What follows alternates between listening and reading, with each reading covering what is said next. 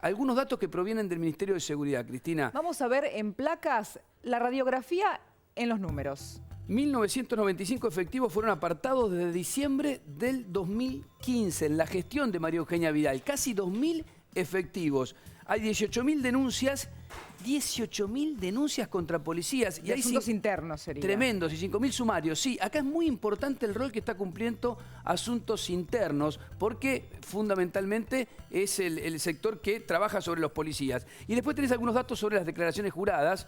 De los 66.342 efectivos que debían presentarla, 154 no lo hicieron, hay suspensión de 5 días sin goce de sueldo, sumarios para los que no lo hagan. Pero te doy algunos datos para entender estos números.